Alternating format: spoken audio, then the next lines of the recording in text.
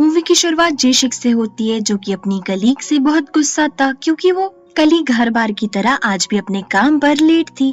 जेशिक को जल्दी उसी कलीग के फोन से कॉल आता है और उसे पुलिस के जरिए पता चलता है कि जिस कलीग का वो वेट कर रहा था उसकी कुछ ही समय पहले मौत हो गई है। बॉडी की शिनाख्त करने के बाद पुलिस जेशिक को बताती है कि इस लेडी की मौत सर के बल गिरने से ऑन स्पॉट हो गई थी। साथ ही साथ पुलिस जेशिक को ये भी बताती है कि इस लेडी की फैमिली में सिर्फ इसकी एक 7 साल की बेटी है। अब अपने कोवर्कर की मौत की खबर सुनने के बाद जेशिक को जरा सा भी दुख नहीं था। दुख था तो बस इस बात का कि उसकी कोवर्कर ने मरने से पहले जेशिक से उधार लिए हुए पैसे नहीं लौटाए। अब अपने नुकसान की भरपाई करने के लिए जेशिक अपनी मरी हुई कलीग के घर जाता है ताकि वो उसके घर का कीमती सामान चुरा कर बेच सके और उसे अपने पैसे वापस मिल सके। जेशिक जैसे ही अपनी कोवर्कर के घर में जाता है उसे एक छोटी बच्ची दिखती है जो कि टेबल के नीचे बैठकर बन खा रही थी। जेशिक उस बच्ची से कहता भी है कि मैं तुम्हारी मम्मी का फ्रेंड हूँ, पर वो बच्ची जेशिक से बात करना तो दूर उसकी तरफ देखती भी नहीं है। जेशिक को इस बात पर थोड़ा गुस्सा भी आता है, पर वो बच्ची पर ध्यान ना देते हुए उसकी मॉम का कीमती सामान ढूंढने लगता है। पूरा घर ढूंढने के बाद जेशिक को जब कुछ भी नहीं मिलता तो वो उस बच्ची से ही ज्वेलरी के बारे में पूछने लगता है, पर वो बच्ची उसके कोई भी सवाल का जवाब नहीं देती। बच्ची का ये बिहेवियर देख एक सेकंड के लिए तो जेशिक को भी डर लगने लगता है कि कहीं वही तो भगवान को प्यारा नहीं हो गया है। पर अपनी परछाई देखने के बाद जेशिक को इस बात की तसल्ली हो जाती है कि हो ना हो इस बच्ची के साथ ही कुछ गड़बड़ है। जेशिक अपने कलीग के एक्स हस्बैंड को कॉल करने की कोशिश भी करता है, पर वो आदमी ये कहकर फोन काट देता है कि अब उसका उसकी एक्स वाइफ के साथ कोई भी लेना देना नहीं है। जेशिक उससे फिर से कॉल करता है और ये पूछता है कि तुम्हारी बच्ची के साथ कुछ तो गड़बड़ है, पर वो आदमी बच्ची के बारे में बात करने के लिए तैयार ही नहीं था। अब इन हालातों से परेशान होकर जेशिक स्मोक करने लगता है और स्मोक की स्मेल से वो बच्ची टेबल के नीचे से बाहर आती है और अपना हाथ जमीन पर मारने लगती है। जेशिक को समझ ही नहीं आता कि ये बच्ची क्या कर रही है, तो वो भी इसकी नकल करने लगता है। तो वो बच्ची जेशिक को अपनी माँ समझकर उससे अपने गले लगा लेती है, पर जैसे ही वो बच्ची जेशिक के चेहरे पर हाथ लगाती है उसे समझ आ जाता है कि ये कोई और है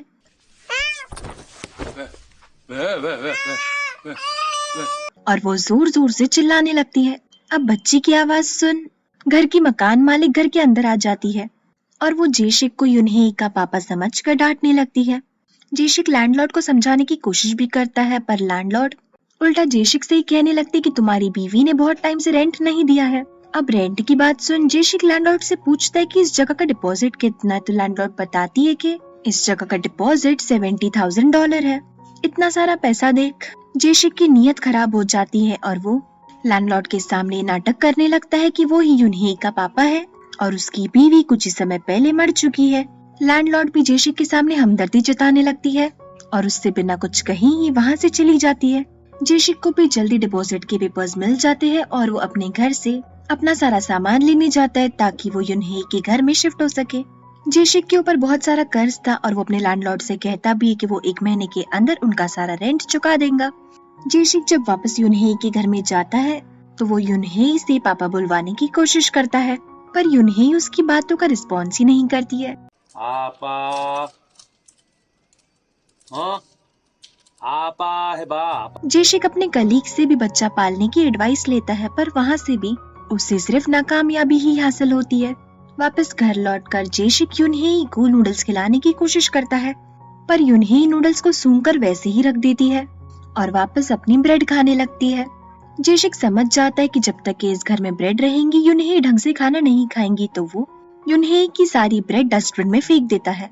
अब जब थोड़ी देर बाद यूनहेई को फिर से भूख लगने लगती है तो वो कॉरिडोर पे जाकर अपनी मॉम के शूज चेक करने लगती है कि वो घर पर आई भी है या नहीं, पर बेचारी यूनहेई को जैसे अपनी मॉम के शूज फील नहीं होते तो वो वापस अपने ब्रेड के टेबल की तरफ लौटने लगती है, पर टेबल पर एक भी ब्रेड ना फील होने पर वो जोर जोर से रोने लगती है। मौके का फायदा उठाकर जेशिक फिर से यूनहेई को नूडल्स खिलाने की कोशिश करता है, पर यूनहेई उन नूडल्स को भी फेंक देती है और रोते रोते वापस अपने टेबल के नीचे जाकर बैठ जाती है। यूनहेई की फरमाइश से परेशान जेशिक भी उसके लिए ब्रेड खरीदने जाता है, पर वो यूनहेई को जब ब्रेड लाकर देता है तब यूनहेई अपनी ब्रेड छोड़कर पहले तो जेशिक के नूडल्स सूंघने लगती है और फिर उसे अपने दोनों हाथों से खाने भी लगती है। जेशिक को ये बात इतनी इरिटेट करती है कि वो अपने नूडल्स छोड़कर यूनहेई की ब्रेड ही खाने लगता है। अब नूडल्स खत्म करने के बाद यूनहेई बाथरूम में जाती ताकि वो अपने हाथ धो सके, पर वहाँ पर भी वो जेशिक की शेविंग क्रीम से पूरे बाथरूम में फोम फैला देती है और उसी फोम के साथ खेलने भी लगती है। जेशिक को जब यूनही की इस हालत के बारे में पता चलता है तो उसे समझ ही नहीं आता कि वो 1 महीने तक इस बच्ची को कैसे संभालेगा। थोड़ी देर बाद जेशिक जब बाहर जाता है तो वो देखता है कि एक आदमी लड़की को छेड़ रहा था। जेशिक उस लड़की को बचाने भी जाता है पर वो आदमी उल्टा जेशिक पर ही हाथ उठाता है। अब अपना सूजा हुआ मुंह लेकर जेशिक वापस घर आता है, पर थोड़ी ही देर बाद जेशिक को लैंडलॉर्ड का कॉल आता है और वो उसे बताती है कि वो सोसाइटी के कुछ और मेंबर्स के साथ उसका घर साफ करने आने वाली है क्योंकि बहुत समय से उसके घर की सफाई नहीं हुई है। अब लैंडलॉर्ड के घर आने की बात सुन जेशिक घबरा जाता है और वो यूनही को नींद से जगा कर चेंज करने के लिए कहता है, पर यूनही को उसकी कोई भी बात समझ नहीं आती और वो बेचारी जोर जोर से रोने लगती है। अब इस सिचुएशन से पीछा छुड़ाने के लिए जेशिक घर से दूर भाग जाता है, पर जल्दी उसे याद आता है कि उसने अपना लैपटॉप ऑन ही छोड़ दिया है और उस लैपटॉप में डिपॉजिट वाला पेज ही ओपन था। अगर ये पेज लैंडलॉर्ड देख लेती तो उन्हें इस बात पर शक हो जाता कि जेशिक यूनही का पापा नहीं है और वो सिर्फ उसके डिपॉजिट के पैसे ठगना चाहता है। अपने दिमाग में ये ख्याल आते ही जेशिक फिर से घर की तरफ भागने लगता है, पर जैसे ही वो घर के पास पहुंचता है वो देखता है कि लैंडलॉर्ड और उनकी कुछ फ्रेंड्स घर के सामने ही खड़ी थी। जेशिक उन सभी के सामने ऐसे एक्ट करता है जैसे कि वो अभी घर पहुंचा है और घर में जितना सामान बिखरा है वो सब यूनही ने ही फैलाया है। अब यूनही की हालत देख लैंडलॉर्ड जेशिक को डांटने लगती है और उससे कहती है कि तुम्हें कम से कम यूनही को अच्छे से नहलाना तो चाहिए था। अब लैंडलॉर्ड की बात सुन जेशिक यूनही को अपने साथ बाथरूम में ले जाने की कोशिश करता है, पर यूनही अपनी जगह से हिलने के लिए तैयार ही नहीं थी। यूनही का ये बर्ताव देख जेशिक और भी ज्यादा इरिटेट हो जाता है और वो उसका हाथ जोर से खींचने लगता है।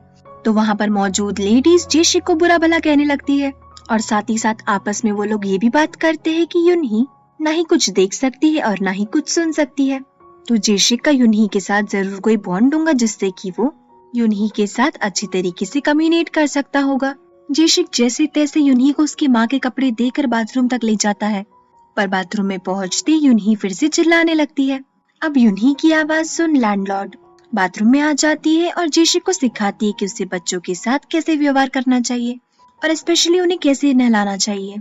रात के समय जब यूनही को डर लगने लगता है तो वो जेशिक के पास जाकर सो जाती है, पर थोड़ी ही देर बाद यूनही रोने लगती है।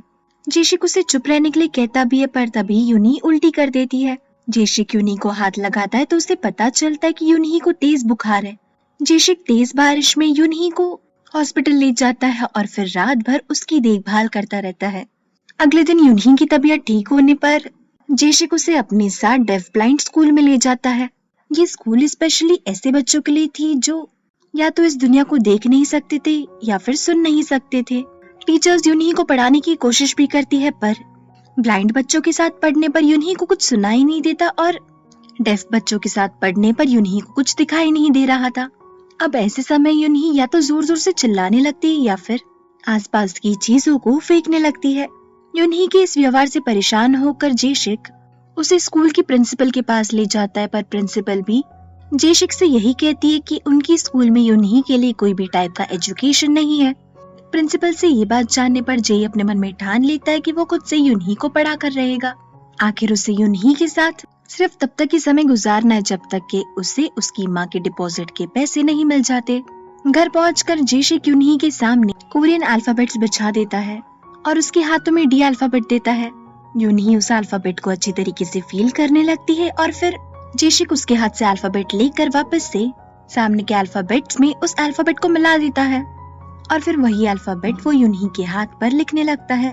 यूनही को जब उस अल्फाबेट के बारे में समझ आ जाता है तो वो सामने पड़े अल्फाबेट्स में से वही अल्फाबेट निकालती जो कि जेशिक ने उसे कुछ देर पहले दिया था। अब यूनही की ये स्मार्टनेस देख जेशिक बहुत खुश होता है और यूनही को इनाम के तौर पर ब्रेड देता है। थोड़ी ही देर बाद कोर्ट से कुछ ऑफिशियल्स आ जाते हैं और वो जेशिक से पूछते कि वो यूनही की माँ का क्या लगता है, तो जेशिक झूठ बोल देता है कि वो यूनही का पापा है। अब जेशिक की ये बात सुन ऑफिशियल्स पूरे घर को सीज कर देते हैं, यहाँ तक कि वो जेशिक के सामान को भी नहीं छोड़ते। ऑफिशियल्स ने यूनही की मॉम का घर इसलिए सीज किया था क्योंकि यूनही की मॉम ने बहुत टाइम से अपना रेंट नहीं भरा था और इसी वजह से अब उनके घर का डिपॉजिट भी सीज हो गया था। जेशिक को जैसे ये बात पता चलती उसके पैरों तले जमीन सरक जाती है, क्योंकि वो इतने दिन से यूनही का जो ख्याल रख रहा था वो सिर्फ और सिर्फ उसकी मम्मी के डिपॉजिट के पैसों के लिए ही तो था। अब जो कि जेशी को डिपॉजिट नहीं मिलने वाला था, क्या वो फिर भी यूनही का ख्याल रखेगा? और अगर उसने यूनही पर ध्यान नहीं दिया तो यूनही के साथ क्या होगा? इन सभी सवालों के जवाब हमें मिलेंगे इस मूवी के नेक्स्ट पार्ट में। Till then please take care of yourself, see या।